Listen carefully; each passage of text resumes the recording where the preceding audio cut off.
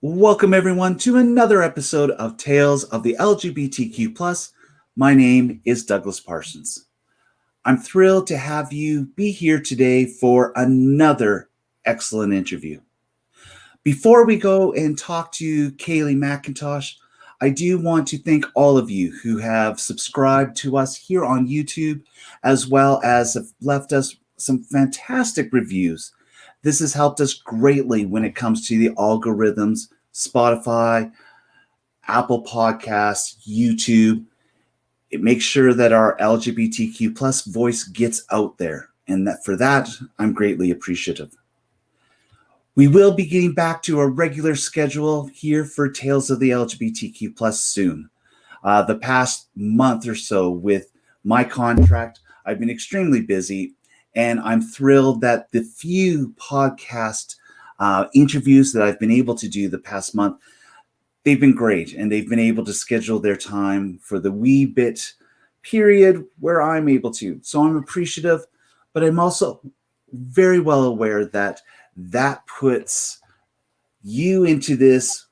Is it showing up? Is it not? I want to listen to the next episode. Have no fear. It is happening. Soon we'll be back to a regular podcast. As always, I wish to acknowledge that I learn and work on Treaty 6 and Métis ancestral lands, the traditional gathering place for many Indigenous people. This is where we will strive to honor and transform our relationship with one another. This is done on a daily basis, not necessarily just on a Truth and Reconciliation Day, but on every single day of the year.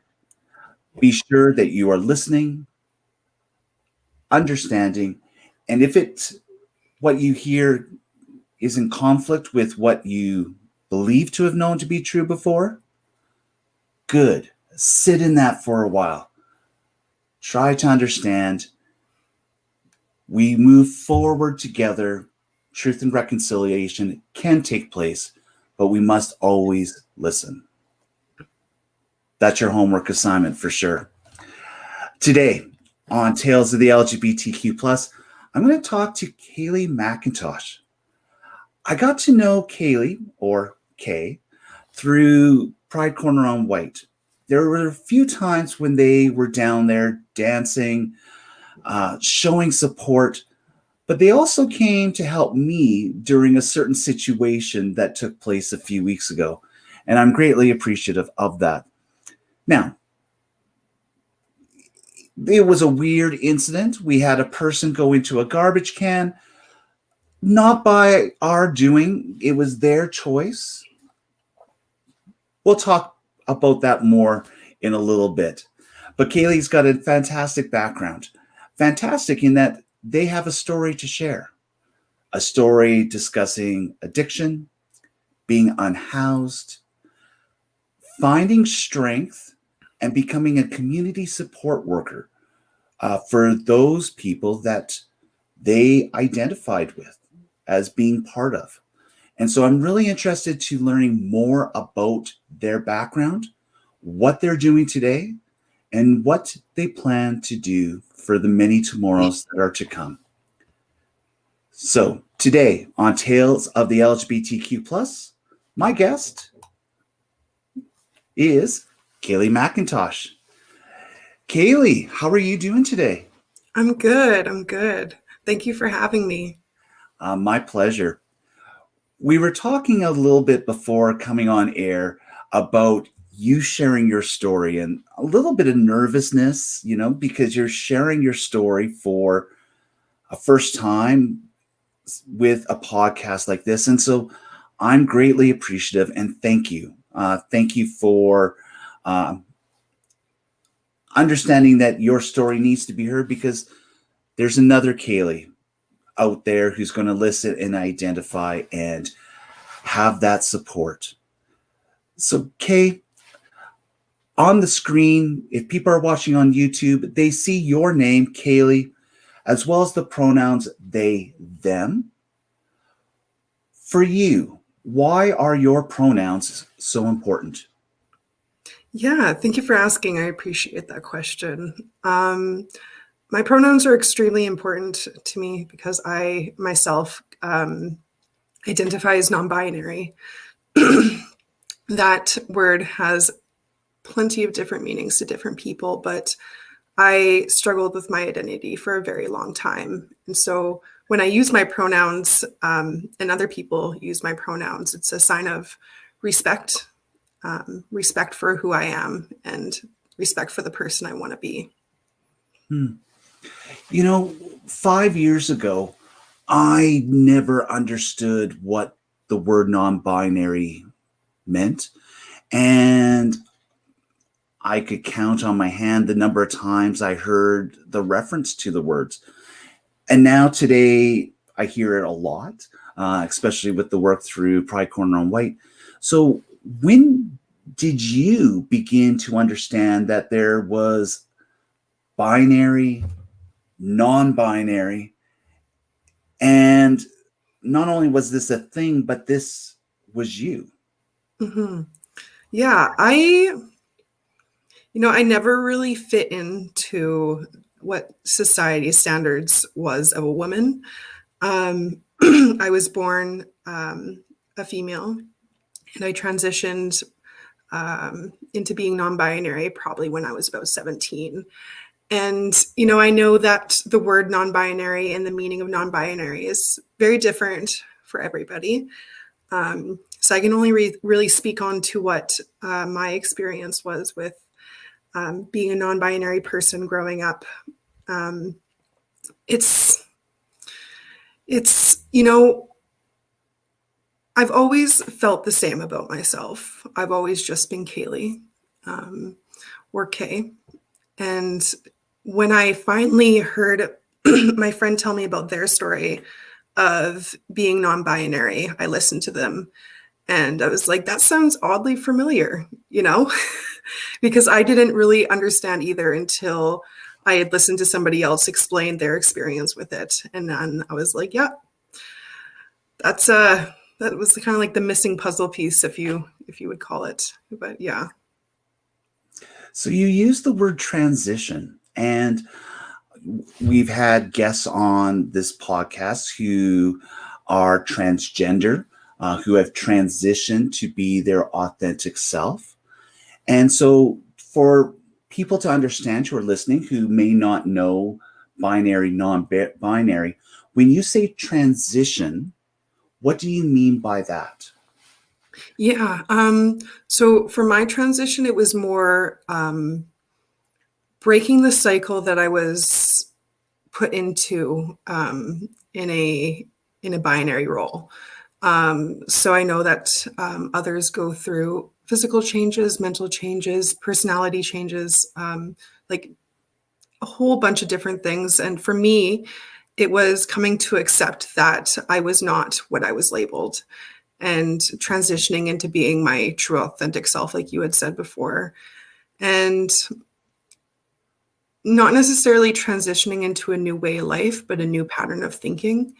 To also share that with other people as well, right? I find that we live in a society that is very gender-based. And so my transition was really about me breaking those rules to become the person that I was comfortable with. And the struggles of that were pretty intense, but I still struggle with it today. It's not something that just gets better overnight, right? And yeah, my transition was just truly just transitioning into being who I am, I guess, and kind of taking off those walls that I had up before. So.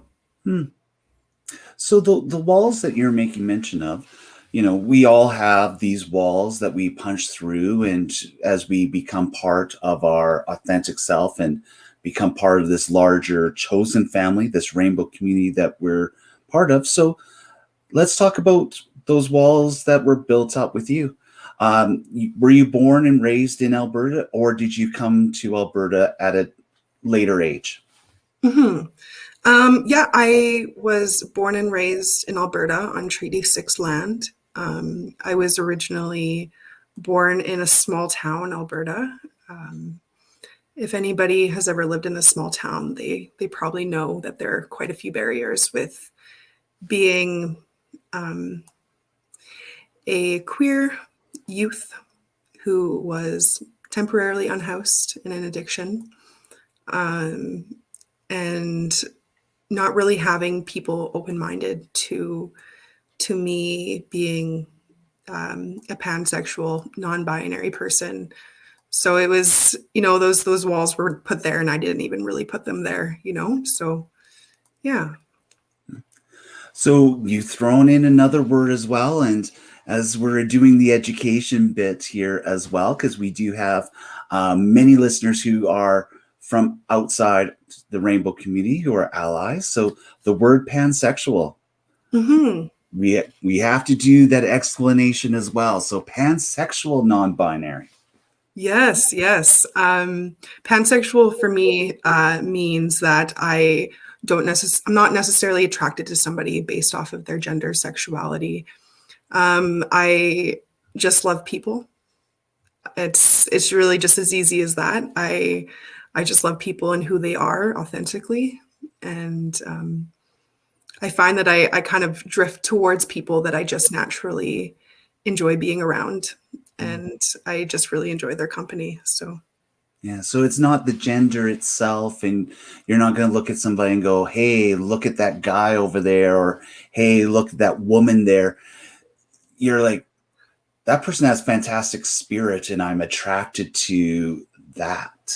Yeah, exactly. Exactly. Yeah, I realized I was pansexual quite a few years ago, but it was and again, there was never really a label to put my experience to. But yeah, I can honestly just say that if I find somebody beautiful, it's truly just because of who they are and because they're just their authentic self. It's fantastic. It's fantastic. But I'm glad that people are talking about this and have it be more open, because again, growing up, these terms or these ways, it was, well, you're going to grow up and you're going to get married to a nice girl and you're going to have your 2.5 kids and a pet, and it's like, no. And I look back at my childhood, and I grew up in a small village, Botha, and my next door neighbor was a year younger than me. He is now an out male who is married with kids. And down the block on one of the only streets in our small village was another young man who is now out as well. And gosh, I wish that we had the words to talk about it, because in a small little village of 172 people, here's these three guys living on the same street who could have talked about it and who could have helped each other. And that's just being gay. That's not even putting in these other terms as well. And I'm thrilled that the kids these days, and I'm going to throw you in there because we do have a difference, but that is being talked about, and the supports are there in a greater way. Mm-hmm. So you mentioned at 17, that's when you start breaking down these walls. You identified as being non-binary. You struck through. So what was happening at this time in the years preceding becoming 17 years old? Was it sitting on a bed with a diary, putting hearts around little names of people and thinking about school dances? Or were there other things taking place? There was definitely other things taking place for me. I grew up in foster care from age 11 to when I emancipated, which was when I was almost 17, but I was still 16. So I had moved out onto my own. And, growing up in foster care, it's a lot of isolation and a lot of time to think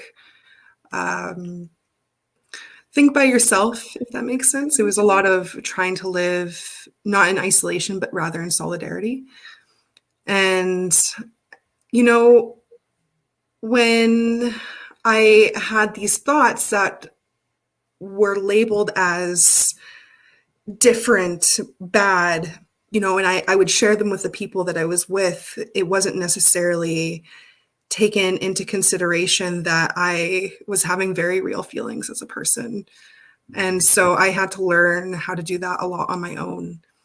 And so when I was growing up, it was a lot of thinking about who I am, because I didn't really have an identity growing up, moving from place to place. You tend to kind of adapt to where you are. And so when I had turned 17 and I had all this time to think about myself, there wasn't really any, I guess you would say, any room for miscommunication with myself. When I heard the word non-binary, it's like, yeah, that's that's where I've been sitting at for for quite a while. And it's just like a bus rolled up and was like, hey guys, what's going on? Let's get on the non-binary bus. Yeah, exactly. And when I had moved to the city, because I've been living in the city probably for about I guess I would say 4 years now. There was a lot more people in the community who were willing to talk to me and to tell me what was going on. There had to have been a lot of fear, especially when puberty had hit and you're dealing with all of that, and the feelings and the emotions are springing forth there, that especially with the situation that you were in with foster care, the worry of speaking up and saying your truth had to have been a huge fear. And because this is your living situation, it's a house over your head, it's the safety of that. Mm-hmm. So how did you handle that type of situation when you were growing up? Yeah. When I was really young, pre-foster care and in foster care, I tended to do my own thing.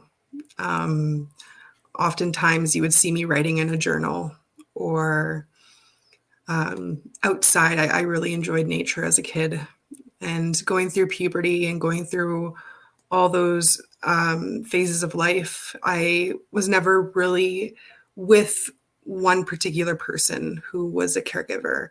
It was moving from place to place. And so as a child, you learn to adapt to yourself rather than your surroundings, or at least I found. I know that everybody's different.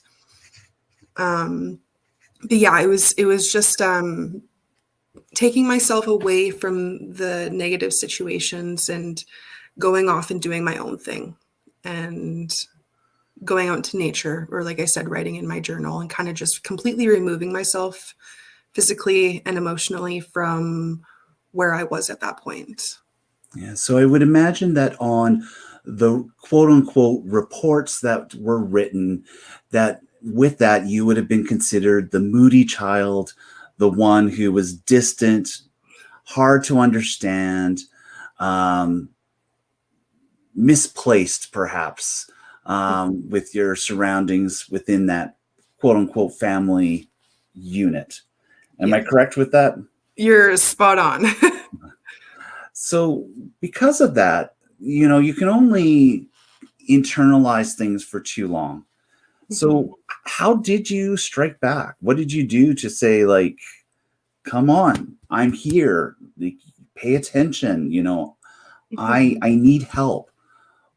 What did you do to get noticed, whether that's positive or negative? Mm-hmm. Well, for me, I didn't start working on myself until after the age of 18. So I had actually turned to substances to fill that void, right? So by the time I was 16, I was in my heavy addiction, and I drew attention to myself, most definitely. Being an underaged queer unhoused youth, doing substances, you tend to get noticed by the ones that love you. And they tend to see what you're going through, right? So I think as far as attention went,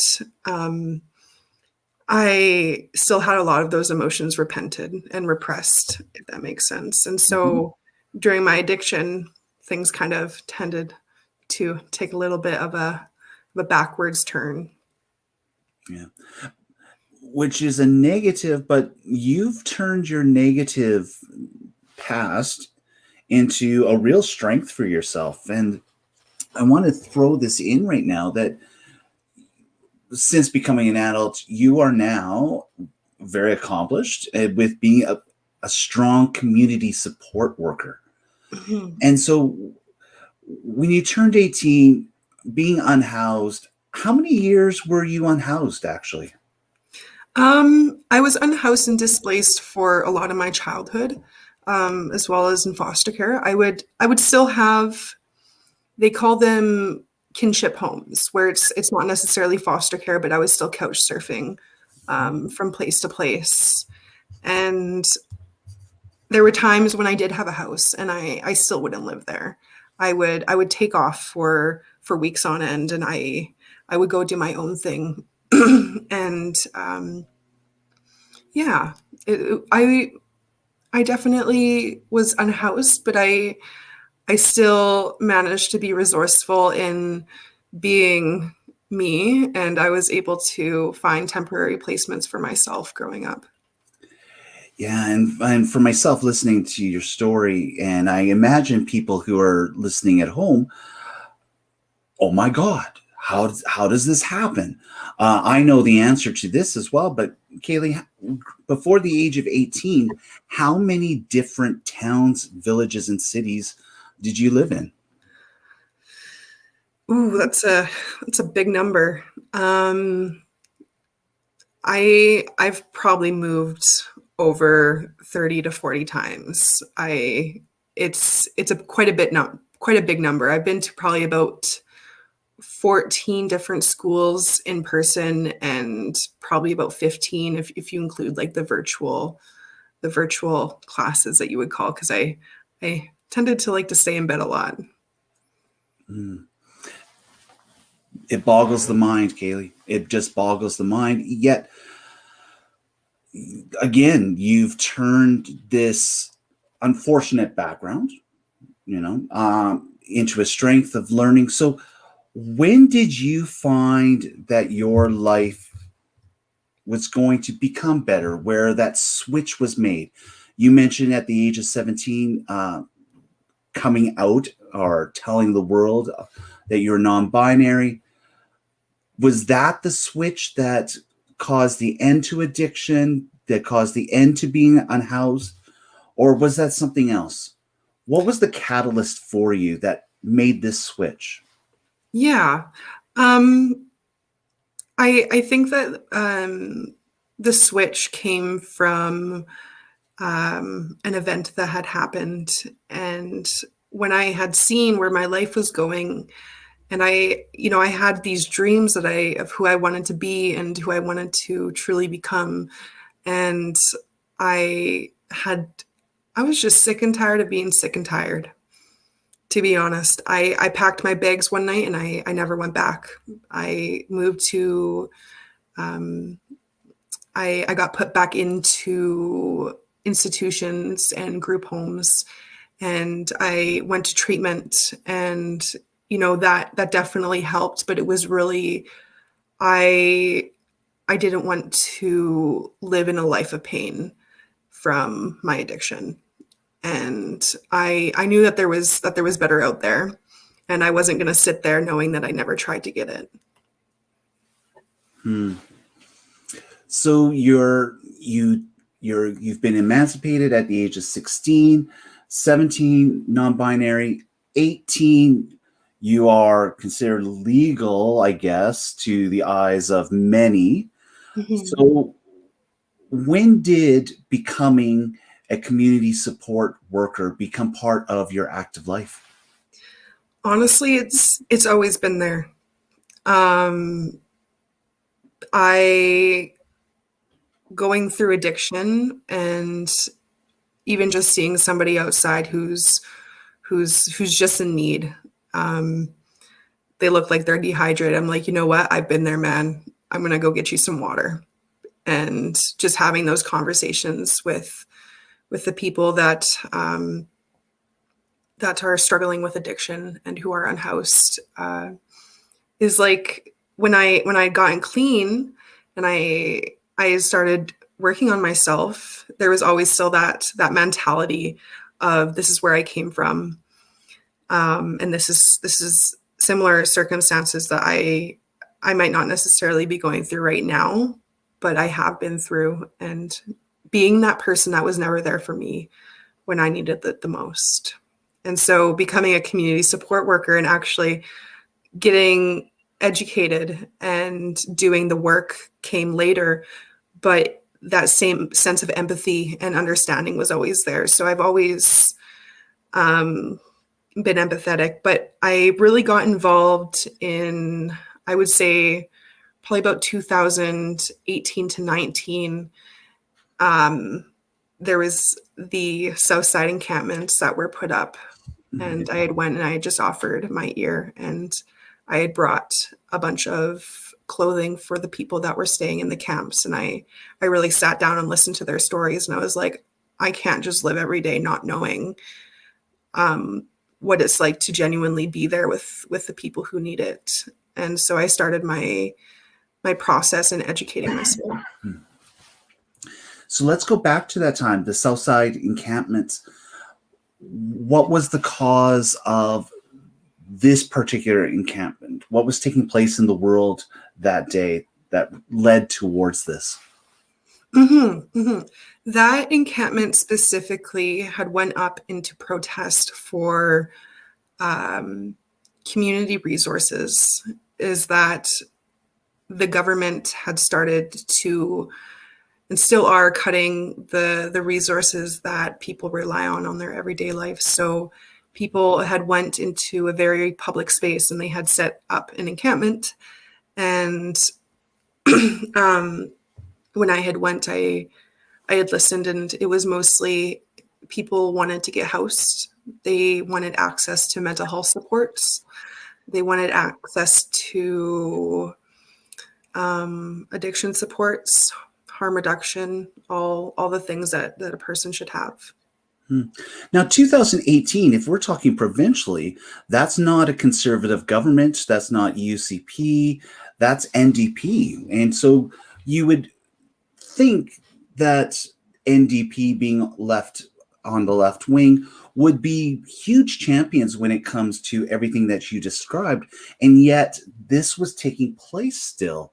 So what has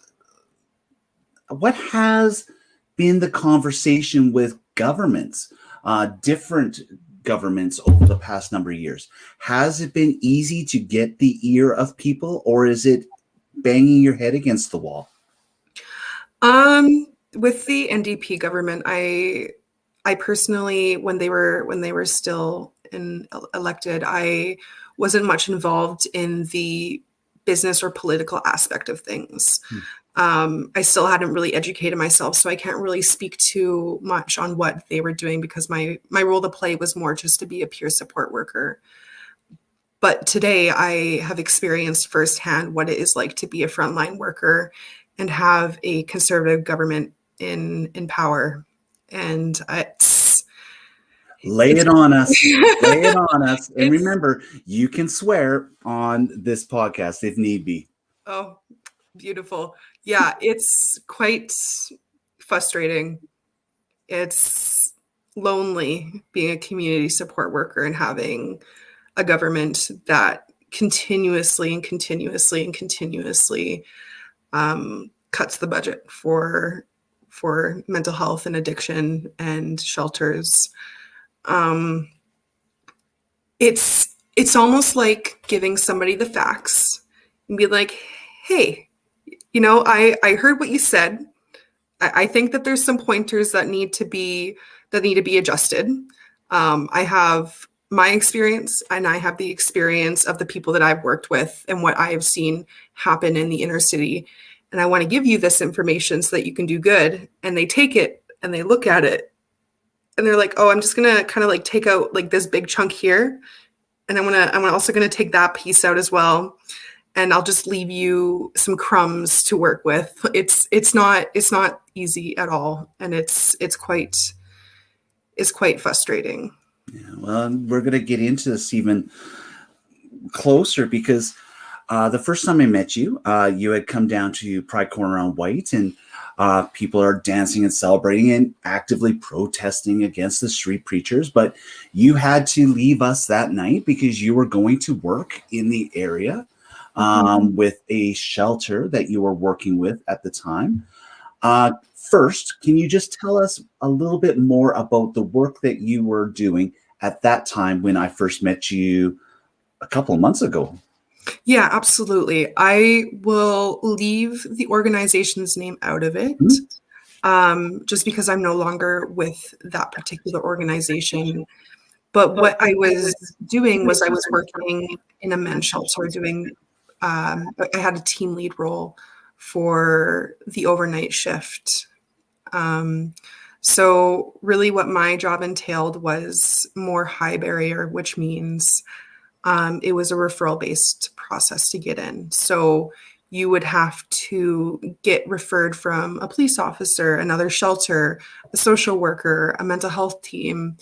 And it was a space where you had access to advocacy. You had access to a 24-hour come and go shelter setting. So it wasn't an emergency drop-in, which means you can just sign your name up and you can come and leave whenever you want. Once you had your name there, that was your space. And we had cubicles for the community to sleep in. And it was kind of a designated space for people to stay while they were working on their process of either their physical health, mental health, getting house, getting ID, addiction, all the things really. And it was just really a space where people could concentrate on their goals. Now, I'm going to ask this question just because it's a question asked here. I know the answer to this, but you are an attractive female presenting spirit working at a men's shelter. What is that experience like when it comes to that specific role? What is it, just fluid, or are there challenges in entering a male dominated area and providing support? Yeah, absolutely. It definitely has its challenges, but I'm a big believer in boundaries and setting healthy boundaries.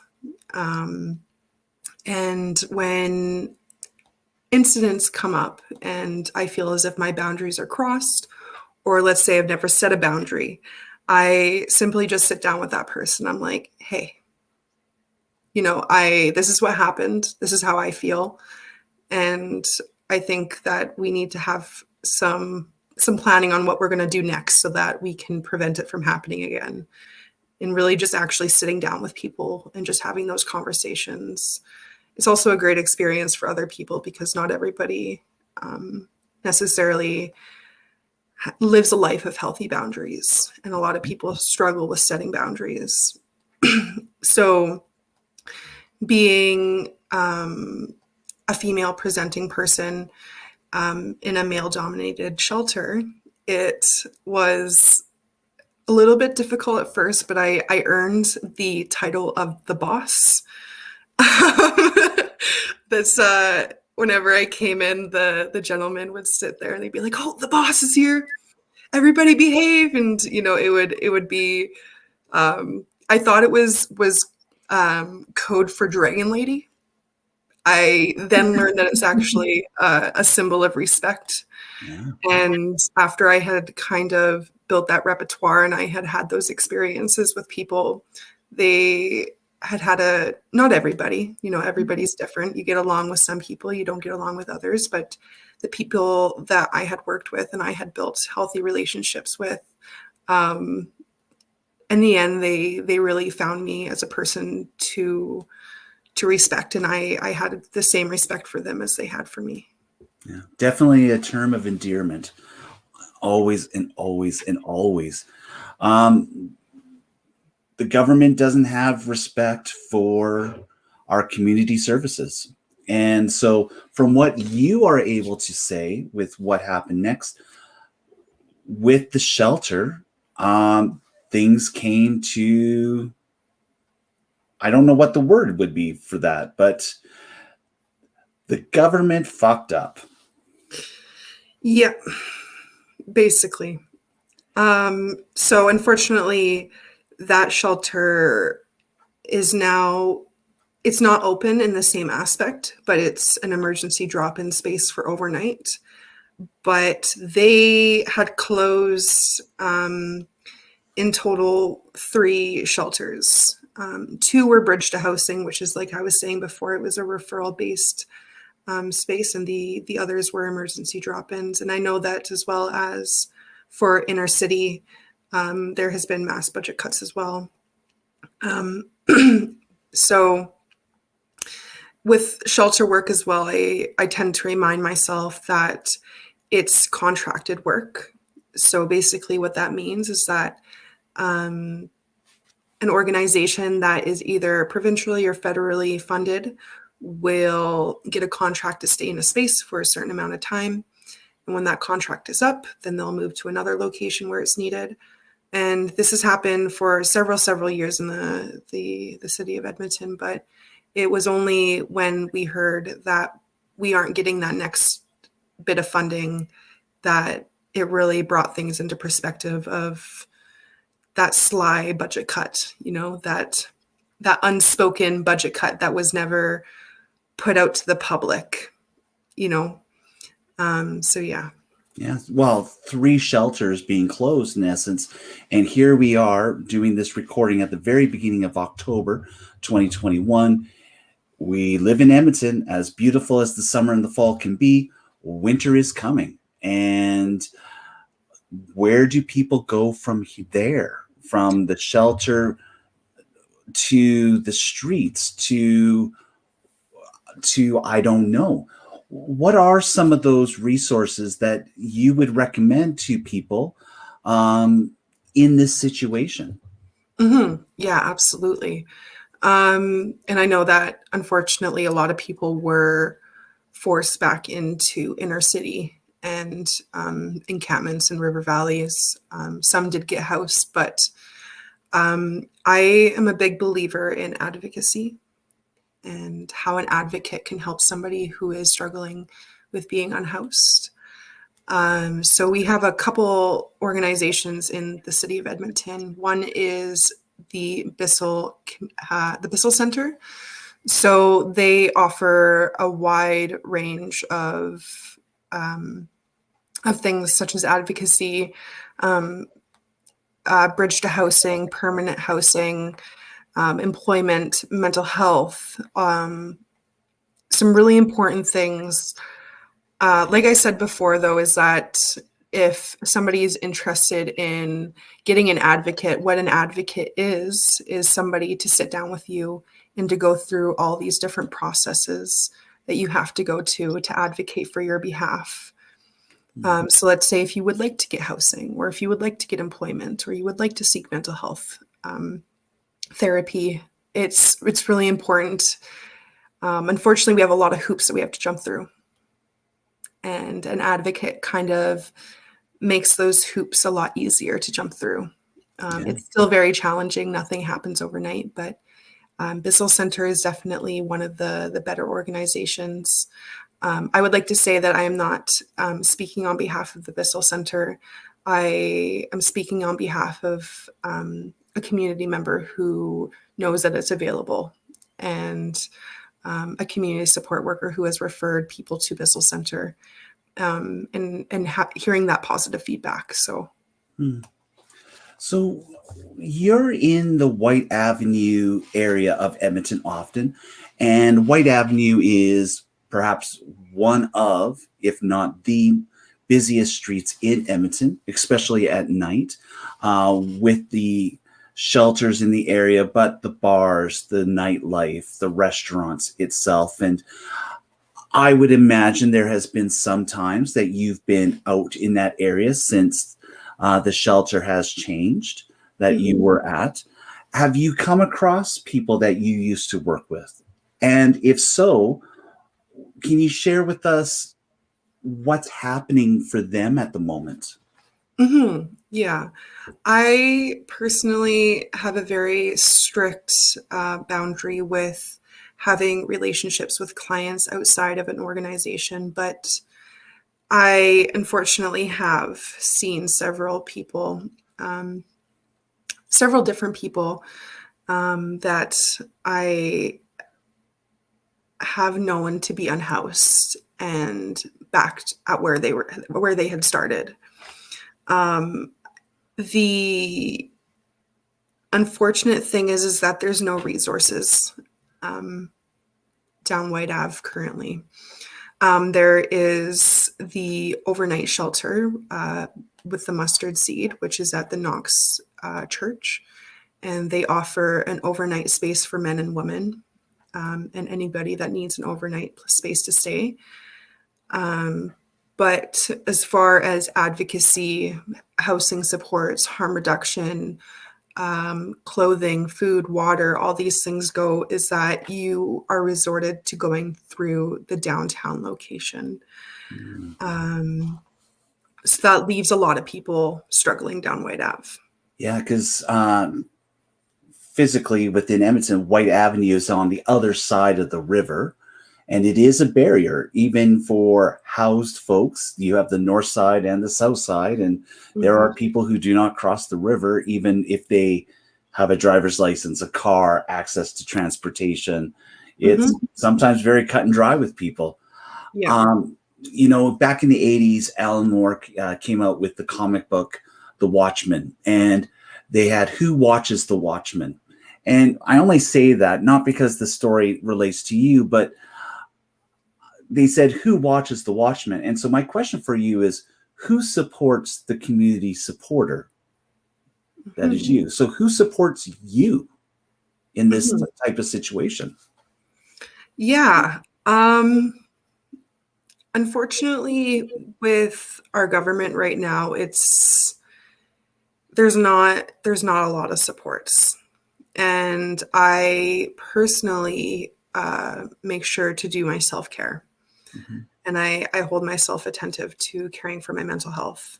So even I have accessed Access 24/7, which is another really great resource in the city of Edmonton. As somebody who struggles with mental health and addiction and being a community support worker, it's so much more important for me to make sure that I don't relapse. I don't have those episodes that I can't handle. Making sure that I don't get to the point of breaking. So going to places like Access 24/7 and finding a therapist and doing that type of work is really important to me. I wish that there was more resources for frontline workers regarding mental health. I think that would definitely be something that the government could improve on, though. There's a lot that they can improve on. The laundry list, it's there for sure. You mentioned Access 24/7. We have that here on the screen. We also have a banner to come up here on the screen as well that I hope that you're able to talk a little bit about. And that is Access Open Minds. And that's available for individuals between the ages of 16 to 25. So Access Open Minds, what is that? And before I start, I would like to say, and again, I'm not any way affiliated with Access 24/7 or Access Open Minds. I am just speaking from my own experience. But Access Open Minds is an amazing organization. I personally have accessed them as well, considering the name. But they hold a variety of different resources for people from age 16 to 25, such as crisis intervention. They can get you connected with addiction supports, mental health supports, and they can get you connected with a psychiatrist. All the good things that are really important to keep yourself healthy. When I got to talk to you a little bit more, you came to help me greatly one evening on Pride Corner on Whyte. Not to tell too much of the story, and I apologize to our listeners who want all the information, but we had two individuals who were getting too close to an underaged, unhoused youth who comes to the area to take part with the community, and there was a concern, and I was asked to have the people leave.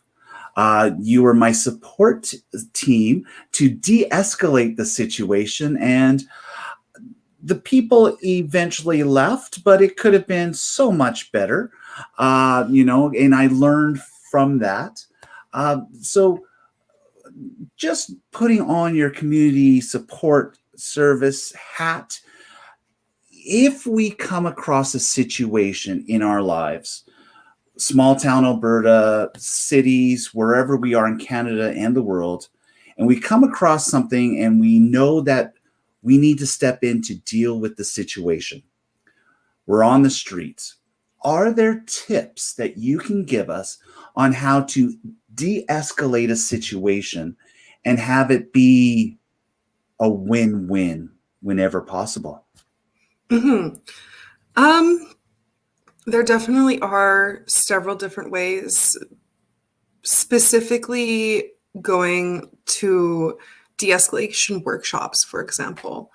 There are some really great people who have educational videos, but from my experience is I always suggest, if you are not trained in de-escalation or have that experience, is don't put yourself in danger. But if you are put into that situation, is just to stay calm. In my experience is that when people are escalated, they are angry. Anger is a secondary emotion to fear. People who are angry are either humiliated, hurt in some way. And by you getting angry in a situation that could be potentially dangerous, isn't only triggering for you, but it's also triggering for that person as well. And so for example, when I'll talk about that incident, how we had dealt with it was you remove that person from the space. You remove them from causing any physical harm to others. And you make sure that when you remove them from the space is that you introduce yourself and you talk to them, basically just like you would be talking to anybody. Because what I like to remember is that these are still people, and they also have trauma, just like I do. And being like, hey, this is what's going on. Unfortunately, I can't get into specifics at this time. I can have a conversation with you and kind of talk to you about what's going on, but I'm going to have to ask you to leave the space. And just staying calm, making sure that your body is not too close to theirs is a really important thing. Even if somebody you know very well is escalated, is that you never really know how people react. Depending on the situation. So for example, is making that conscious effort to keep yourself from not being triggered is a really big one for me. Yeah, which is difficult because you're in a situation and you recognize that, this could be volatile. There's people who are watching. There's people who are wanting you to deal with the situation right away. The pressure's on you. So yeah, it's no wonder that a person wants to raise a voice and just say, I've told you once, I've told you twice. This is now the fifth time I have to tell you. Now get the beep out of here.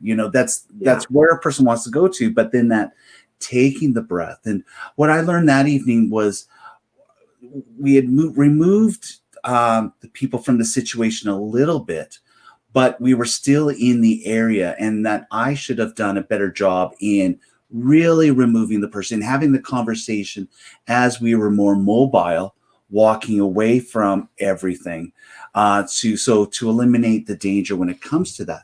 Those are things that I would, on the outside looking in, go, yeah, that's what a person needs to do. But when you're in the situation, it's tough. It is. Absolutely. It's really tough. And the other thing too, and kind of why I didn't want to tell the story too much, is because in the story, the one individual did do something that was humorous in a way that caused everybody to kind of go, qu'est-ce que fuck? What's going on? But it was humorous in the way. But at the same time, as you mentioned, that person has dealt with trauma in their lives and has dealt with things that we don't know of. And so, yes, as you said, being confronted triggered and caused the person to react in the way they did. So humorous in the way, but extremely sad. And I'm still processing everything, because I'm glad to have been there, to have removed the people from the situation. Yet at the same time, there's no follow-up because the people needed help themselves. And unfortunately, that was not the time to be able to lend the ear, at least the way I was feeling that night. So there's a lot to learn when it comes to helping and stepping in. And knowledge is good. Knowledge is great. But I wanted to mention this because you were a huge support that night, and just being that steady hand. And as that people are listening to us and all that, we're listening to your voice. You're steady. You're calm. There's a few times where we get that inflection up and down there, but you're calm. You're steady at that time. So going back to yourself, have you always had that steadiness, or is that something that you learned because that was more positive way, or that was a way that was safe for you? Honestly, I was never calm before. I don't know what happened in between me getting clean and now, but I'm a very mindful person. I honestly am just like, meh. It's how it goes, things happen, people happen, incidents happen. But especially in de-escalation, I worked at, I've been in some pretty scary situations in my personal life. And then working with the community is that things do get escalated very fast. Very fast, indeed. And so just like being very mindful of my own emotions and being like, you know what? I'm starting to get triggered myself. Maybe I should step away and let somebody else handle the situation. But I like to think of myself as like a cool mist in the wind, almost. I know that's I like it. Yeah. Just kind of I'm just here, I'm here if you need me, but yeah. Usually with the advertisements, I have the person's name, and then there's a heading underneath it that kind of captures it all. And that I'm going to go the cool mist in the wind underneath yours. You have that mysterious part. We solved our conversation afterwards because you solved that issue for me in a nutshell. Kayle, as we're going through this, you've used your childhood trauma, your childhood reality, your teenage trauma, your teenage reality, and you've done a lot of good. You've done that for yourself, but you've done that for the community, and a lot with our unhoused LGBTQ plus IA community as well. Like, you're heavily involved in everything. Our YouTube watchers will be able to see you and judge your age based on the way you present. But, for our audio listeners, Kayle is quite young, relatively so. I will never ask someone their age, in which, but the Kayle of the future, can there be a Kayle who continues to do this 5 years from now, 10 years from now, 20 years from now? Is there a space for Kayle to do that both personally and professionally? I would like to think so. I would like to hope so. Yes, I am relatively young. I am 89 years old, to be exact. For the audio listeners, that's not true. It's definitely not true. I personally, in my next steps of my career as being a community support worker, is to actually go into social work and to get my degree in social work in Edmonton here. It's an incredibly difficult job to do. But there are these spirits that burn bright and out there in the world who can do it. And I'm so thankful. I'm so thankful for people like yourself that have made this their mission in life to undo the effects of addiction and being unhoused on our population. The world is better knowing that there are people like you out there. I sure hope that it's not going to be this government, but the next government understands that our community support workers need the support themselves, and making sure that those steps are in place. Yeah. When it comes to the politics, what are one or two things that you demand to have happened right now that's just not taking place? Honestly, the funding for mental health, as well as specifically people who are experienced in social work, make those decisions to where to direct the funding. Just because there are so many different perspectives. There's harm reduction, person first, bridge to housing.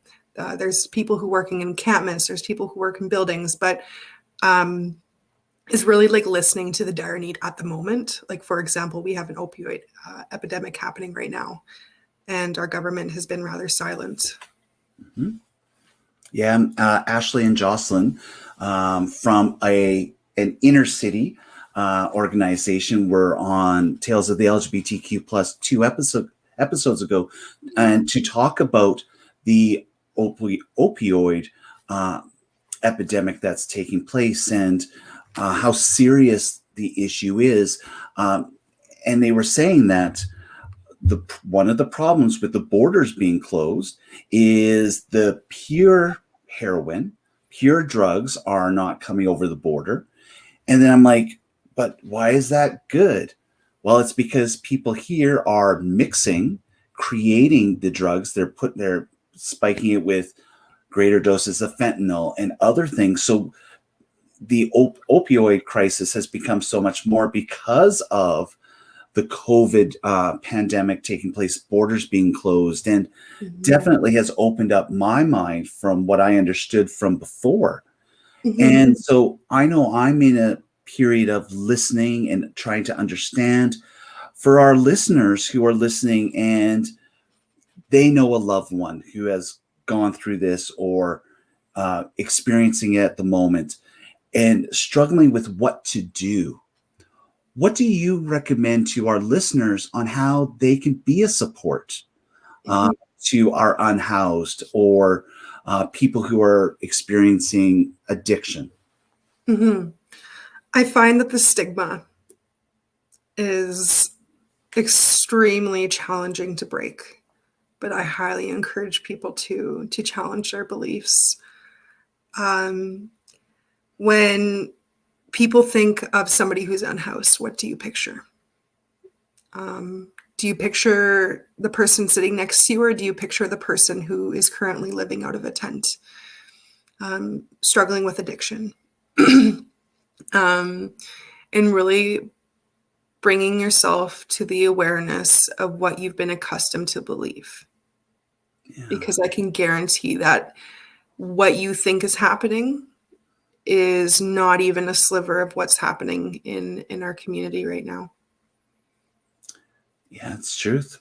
It's truth. I had read newspaper reports. I had listened to stories before, but before this past year where I've become more of an advocate and got myself out there, I didn't know. And so when people say, oh, the unhoused youth or unhoused people who come to Pride Corner on Whyte, it's shocking, just absolutely shocking, because I thought I had a good eye with picking things out, but no clue whatsoever.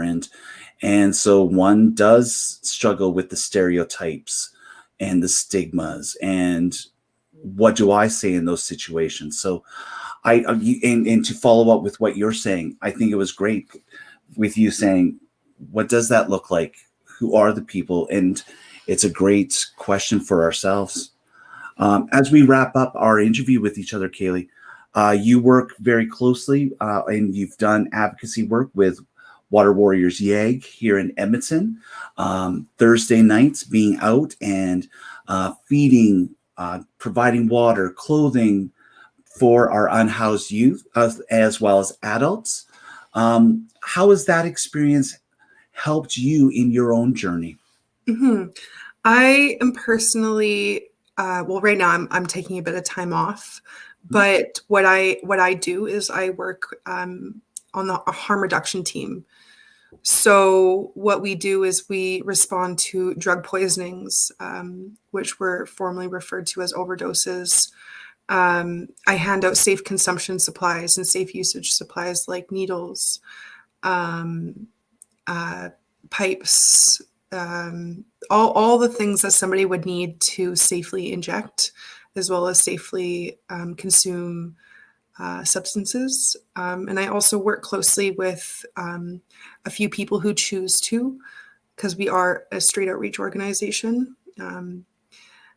What I do is if somebody is interested in getting housed or interested in employment options, which is totally fine if they're not, because that's one of the reasons why I'm there. But I'm just sit with people where they're at, right? But what I've experienced personally was the great loss, unfortunately. A part of working in harm reduction is that a lot of people pass away. And a lot of people are actively using, and you don't know if you're going to see that person the next day. And really just being grateful to be with the people that you work with in the moment, and just being there to get to know people. I unfortunately lost somebody I had been working with for harm reduction. A community member passed away within the recent weeks. And that was one of the big lessons that I had learned being a community support worker and working in harm reduction, is that, it's part of the process, unfortunately.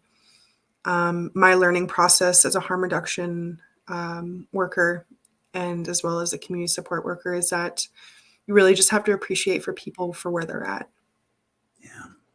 Yeah. Amen. I hate using the devil's advocate saying, because I'm at that point right now. Well, the devil doesn't need an advocate. But, just going back briefly to something that you said with things that you provided out there. And I just want people to be aware, the reasons why. But somebody listening to this podcast may be like, why is Kayle out there handing out needles and pipes for people? Doesn't that just feed the addiction? Mm-hmm. What do you say to that? Yeah, honestly, that is a lot of people's perspectives, unfortunately. So let's shatter them, because they need to be shattered. Yeah, absolutely. So harm reduction reduces harm. Giving people safe usage supplies doesn't eliminate, but it reduces the risk of HIV, other known prone diseases to our human body. It also gives people a sense of I deserve this, and I deserve to get these resources that I do need. And just getting people to a space where if they do have a drug poisoning, they won't die. Yeah, simple as that. Yeah, as simple as that. Yeah, it's making sure that, yes, this is going to happen no matter what until the addiction can be overcome. So it's safety and making sure that we can deal with the overdoses. And what's the word that we're using now other than overdoses? I heard a friend referring to it as drug poisonings. Okay. I'm still trying to correct myself because the term has been overdose for quite some time. But I find that once a word's been around for long enough, it tends to gather a meaning, which creates stigma, like being homeless. So I guess it's drug poisoning now. Okay. Yeah. And just like how, other than saying homeless, we're saying unhoused. And so it's relearning vocabulary as we go along. And we know this as being part of the 2S LGBTQIA community. That Q, the word queer, I've hated that word for years, because it was always used against me. Now we're trying to reclaim that word, and I understand it, but change is hard. And so when it comes to terms, it's using and it's understanding that there are reasons why, because of the stigma that goes with that. Hey, Kayle, there's so much that I've learned just from our conversation here today, and we're going to continue having these stories as the years go by, because now you're stuck with me and all that good stuff. And but I'm really interested to hear what you would say about yourself at something years old at the moment. What would you say to that 16-year-old self who hadn't yet found out the word non-binary, in the midst of addiction, being unhoused? If you had a chance to have that conversation and you were able to sit and listen and provide space for that younger self, what would you say in return? Keep fighting. Keep fighting for your right to be respected as a person, because you're not only worth it, but you deserve it. And you are such an amazing person, and you don't even know it yet. Specifically with being a youth with parents who are addicts, you might be struggling with addiction and mental health, is that we have to learn to become that support system for ourselves, because at the end of the day, we don't have anybody, and you're going to get there. Yeah. Lean into being that cool mist in the wind, because it's going to take you everywhere. Yeah. And that I know for sure is going to happen. Kayle, my dear, you are fantastic. You're dealing with a flooded basement at the moment. Oh, yes. There's so many jokes I could say with you flooding your basement, but I won't do that at the moment, because everything's on the up and up here on Tales of the LGBTQ+. But I just want, thank you just for sharing part of your story. And it's a story that you're going to continue to write. And I know that you'll be back here to tell more of your story as well. So as always happens, once again, I become smitten. So damn you, podcast world, and talking to people, because I used to not like people, and I just kept to myself with my husband and a small group of fantastic friends. And now there's other people, and I kind of like them too. Oh, Absolutely. I know the exact same feeling. I feel like I'm looking into a mirror again. you know it, right? You know it. Welcome to adulthood, I guess. Yeah, exactly. Kayle, on behalf of all of our listeners who will be listening to this today, tomorrow, and in the years to come, thank you. Thank you so much. Thank you. I appreciate you asking all the needed questions and important things. And thank you for everybody for listening to my story, I guess. Yeah, absolutely. The story that will be continued to be written. Mm-hmm. Hey, and so on behalf of Kayle, my name's Douglas Parsons. Thank you for listening to today's episode of Tales of the LGBTQ+. If this is your first time here, welcome. There are many great stories to be heard. Everyone has a story to share. So let's listen and understand. Do take a look at our YouTube channel as well as our audio that's found on Spotify, Apple Podcasts, and other sites. Definitely reach out to me via social media, and I can direct you towards great people. I ensure that I'll leave links for the Bissell Center, Access Open Minds, and Access 24/7 here in the show notes for this YouTube channel, as well as on audio as well.